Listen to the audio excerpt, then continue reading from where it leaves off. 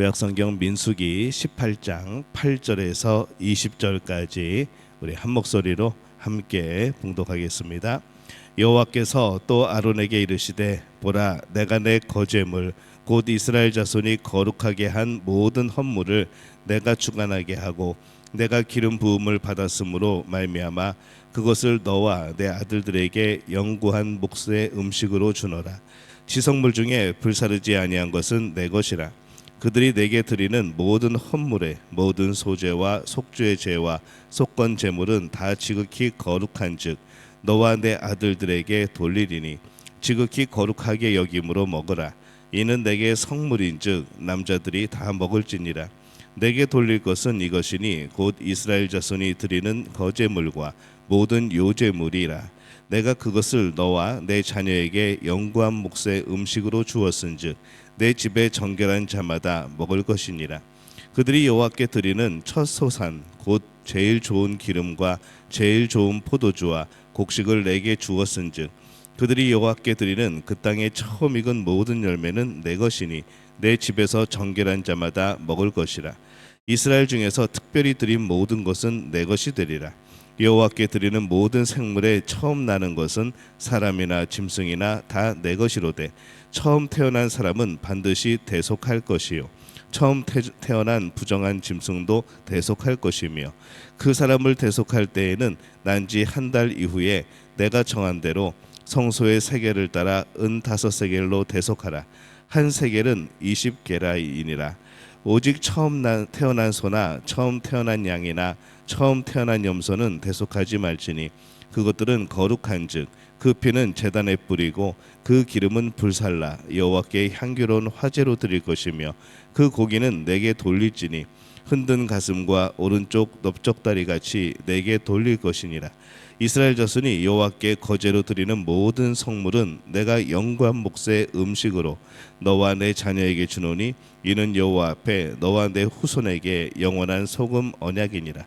여호와께서 또 아론에게 이르시되 너는 이스라엘 자손의 땅에 기업도 없겠고 그들 중에 아무 분깃도 없을 것이나 내가 이스라엘 자손 중에 내 분깃이요 내 기업이니라. 아멘. 할렐루야. 하나님의 은혜가 오늘 새벽에 하루의 첫 시간을 주 앞에 드리는 우리 믿음의 가족들에게 함께 하시기를 예수님의 이름으로 축원합니다. 오늘 말씀은 이 제사장의 경제 생활에 대한 그런 내용을 담고 있습니다. 제사장의 몫은 첫 번째로 하나님께 드려진 제물로 생활을 해야 됐습니다. 그래서 오늘 9절의 말씀에 보면은 지성물 중에 불사르지 아니한 것은 다 너의 것이라.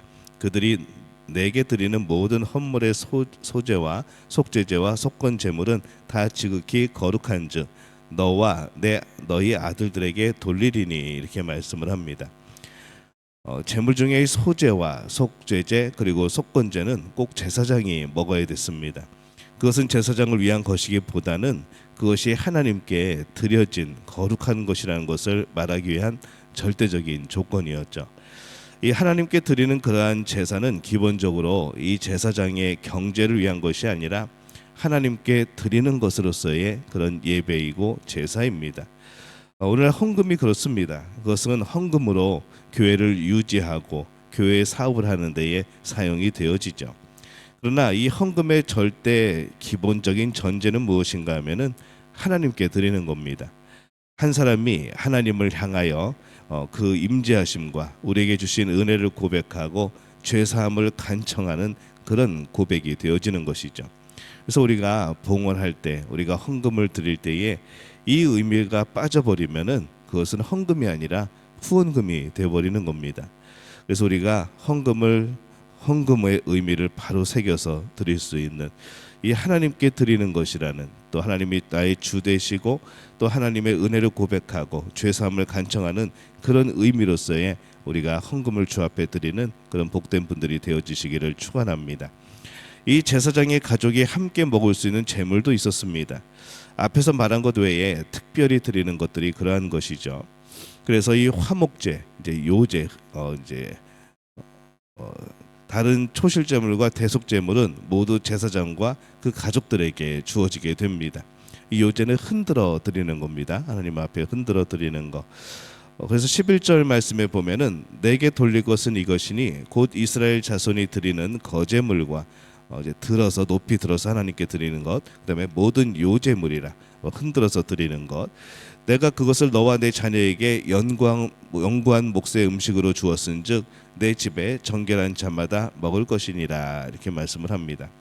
이때도 이 하나님이 이 제사장들에게 주시는 음식은 정결한 자가 먹을 수 있는 거죠. 그 제물에 대해서 항상 경외하는 마음을 가지고 그렇게 먹게 되는 겁니다. 이 참 조심스러운 생활이죠. 제사장이 하나님께 드려진 제물을 먹을 때마다 한편으로는 이 거룩한 제물이기 때문에 얼마나 부담스러웠을까라는 생각을 해봅니다. 그리고 그 가족 또한 참 그것이 부담스러운 그런 제물이 되어질 겁니다. 이 목회자의 가족은 사실은 이 목사의 가족이지 다른 사람들은 사실 목사가 아닙니다. 그 말이 맞기도 하죠. 목사이기 때문에 목사의 가정이기 때문에 때로는 아내가 또 자녀들이 이상하게 목회자의 그런 역할을 꼭 담당하는 것처럼 그렇게 또 인식되어지기도 합니다. 근데 이 말은 맞기도 하고 또 틀리기도 한 것이죠. 우리가 개인의 신앙은 존중이 되어야 됩니다. 그러나 그럼에도 불구하고 이 목사의 가족이라고 하는 것이 전혀 상관없이 사라지는 것은 아닙니다. 목사와 그 가족은 하나님께 드려진 것으로 생활을 하는 것이죠. 그래서 참 더 조심스럽습니다. 그것에 대해서 이 거룩함을 가지고 사실 더 부담스러운 것이죠. 이 제사장은 하나님께 드려진 것을 먹어야 됐습니다. 그런데 여기에서도 기억해야 될 것은 이 제사장의 거룩이 아니라 하나님의 거룩을 기억하는 겁니다. 하나님이 거룩하고 하나님께 드려진 것이 거룩하기 때문에 제사장만 그것으로 생활하도록 하고 있는 겁니다. 우리가 어제 말씀을 나눴던 이 제사장 또 레위 지파 이 사람들이 하나님께서 뭐라고 하시는가 하면은 너희들에게 주는 선물이라고 말씀을 합니다.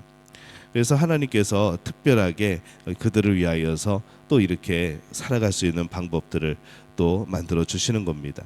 근데 그런 살아가는 의미 안에는 무엇이 있는가? 거룩한 것을 먹게 되어지는 사람, 이 하나님께 드려진 거룩한 것을 사용하게 되어지는 사람, 그 사람들이 바로 이 제사장들이었고 지금의 목회자들인 것이죠. 이 제사장에 주어진 몫은 두 번째로 하나님 자신입니다. 20절에 보면은 여호와께서 또 아론에게 이르시되 너는 이스라엘 자손의 땅에 기업도 없겠고 그들 중에 아무 분깃도 없을 것이나 내가 이스라엘 자손 중에 너의 분깃이요 너희의 기업이니라 이렇게 말씀을 합니다. 제사장에게 땅이 주어지지 않고 이 분깃이 주어지지 않은 것은 땅이 부족해서 그런 것이 아닙니다. 제사장이 오직 하나님을 분깃으로 삼도록 하기 위함인 것이죠.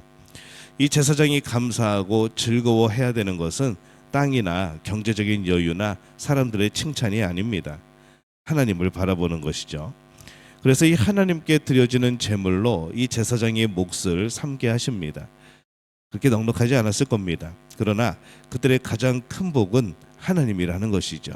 비록 땅이 주어지지 않았고 비록 어떤 그런 경제적인 여유가 풍성하지 않았지만은 하나님이 그들의 분깃이 되어지고 하나님이 그들의 땅이 되어지고 하나님이 그들의 삶이 되어지는 것. 그래서 그 이면에는 우리 안에 함께 하시는 하나님을 보면서 감사하는 생활이 가능한 겁니다. 오늘날에 여러 가지 그런 목사들의 이중직 문제들이 있습니다. 목사가 목회만 해야 되는가 아니면은 실제적으로 여러 가지 직업을 또 다르게 가질 수 있는가 여기에 대해서 많은 논란이 있고 많은 논의들이 있습니다. 대부분 이중직을 인정하지 않습니다. 근데 이중직을 한다는 것이 그렇게 또 권장할 그런 것만은 또 아닙니다. 그렇다고 해서 또 죄악시할 필요도 없습니다. 목사가 말씀을 준비하는 거 사실 이것이 그렇게 쉬운 일만은 아닙니다. 근데 하지만 이중직으로서 다른 일을 하면서 그 설교를 준비하고 이렇게 한다는 것은 현실적으로 참 쉽지 않은 것이죠. 그런데 또 한편으로는 현실은 그렇습니다. 많은 목회자들이 현실적으로 이중직을 갖지 않으면 최소한의 인간적인 생활을 할 수 없게 되어지는 또 그러한 현실을 만나게 되어지는 것이죠. 그래서 많은 목사님들이 어쩔 수 없이 이 가족에 대한 책임감 때문에 이중직을 갖게 되어지고 또 급기야는 또 이 목회를 잠시 접어두는 이제 그런 일들도 생겨납니다. 이중직을 가지지 않고도 말씀 연구에 전념할 수 있는 그런 제도가 개선이 되어야 되고 우리의 의식들이 이런 것들이 좀 정비가 되어야 하는 것이죠. 어떻게 이중직을 가지지 않고도 말씀 연구의 일에 전념할 수 있을까? 목회 일에 전념할 수 있을까? 이제 그런 생각들이 듭니다. 이게 가능한 것인가? 근데 우리가 이 자본주의 개념으로서 목사가 교회를 부흥시키면 사례비가 많아지고 부자가 된다는 생각은 아예 우리 생각에서 접어야 됩니다. 우리는 그런 계산을 합니다. 목사가 부임해서 교회를 부흥시키면 성도가 늘어나고 헌금 많이 내면 목사의 사례비가 늘어난다. 이 자본주의적인 개념인 것이죠. 근데 우리는 그냥 기본적으로 이것을 깔아놓고 그렇게 우리는 생각을 합니다. 이 대한민국에서 많이 그런 일들이 벌어지죠. 그래서 말씀에 전념할 수 없는 구조가 되어집니다. 자본주의적 사고로 사례비를 정하는 거 이게 참 너무나도 인간적인 것이죠. 이 목회자는 교회 재정에서 자유로워야 됩니다. 교회는 사례비에 대해서 목회자를 압박하지 말아야 되는 것이죠. 오직 하나님과 말씀의 메인 사람이 될 수 있도록 교회가 힘써야 되는 겁니다. 이 공교회 개념, 자본주의적인 개념이 아니라 거룩한 공교회 개념으로 생각하면은 대형 교회들이 작은 교회들을 도울 수도 있는 것이고, 그래도 좀 자립이 되고 그래도 좀 재정이 있는 교회들이 좀 힘든 교회들을 돕는 그런 일들이 벌어진다면은 이런 일들에 대해서 이 자본주의적인 개념이 아니라 이것이 공교회의 개념으로 훨씬 더 은혜로운 그런 목회가 되지 않을까라는 그런 생각도 해보게 되어집니다. 제사장에게 몫은 오직 하나님 한 분이어야 됩니다. 다른 것을 탐하면 그건 제사장의 직분을 벗어나는 것이죠. 흔히 여러분들이 말하듯이 타락했다 말을 하는 겁니다. 제사장을 통해서 하나님의 거룩이 드러나야 하는 것이죠. 그래서 그들의 목도 중요합니다.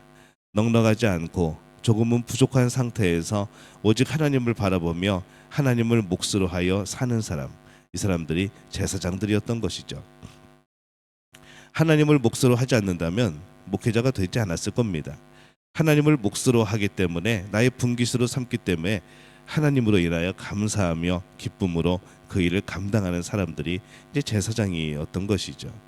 그러나 그 부족하고 그 많음, 그 다음에 일부러 풍성하게 만들지 않고 오히려 사람의 생각으로 부족하게 만드는 거, 이거는 인간적인 생각인 겁니다.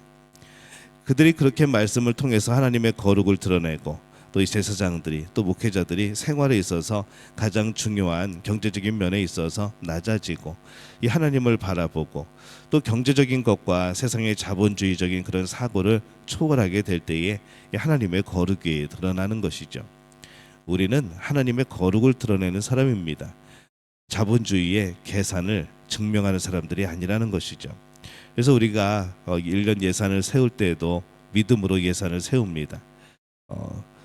여러 가지 더 플러스를 시키는 것이죠. 하나님께서 채워주실 것을 믿고 우리는 그렇게 예산을 세웁니다. 또 그렇게 지출을 합니다. 그러다 보면은 때로는 부족할 때도 있습니다. 하지만은 우리가 경험한 바에 의하면 대부분 하나님께서 채워주십니다. 여러분들이 또 우리 직분자들이 하나님을 위하여서 기도하며 간구하며 또 이 교회 재정을 위해서 기도하고 또 하나님을 신뢰할 때에 하나님께서는 오히려 풍성하게 하시는 경우들이 많다는 것이죠. 그런 마음을 가지고 기도하면 여러분들에게 하나님께서 부어주시지 않겠습니까? 여러분들을 통하여서 그 11조가 늘어나게 되어지고 여러분이 드리는 헌금이 늘어나게 되어지고 감사함이 넘치게 되어지고, 이 변화는 우리의 마음속에서 우리의 삶 속에서 하나님의 거룩함을 드러낼 때 나타나는 것이지 우리가 겉으로 머릿속에 계산으로 나오는 것이 절대 아닌 것이죠. 거룩함은 계산이 아닙니다. 우리 삶의 중심에서 나옵니다. 그리고 우리가 살아야 될 방법은 하나님의 거룩함을 드러내는 것이죠. 이것이 꼭 재정 문제뿐만 아니라 우리 교회에 또 우리 믿음의 삶에 또 우리 개인적인 그런 삶 속에서 여러 가지 문제 속에서 우리들이 살아야 될 삶입니다. 하나님의 거룩함이 드러나는 것, 우리의 삶 속에서 그것이 드러남으로 많은 이들이 그 하나님의 거룩함을 바라보게 할 수 있는 그런 복된 믿음의 가족들이 되어지시기를 예수님의 이름으로 축원합니다.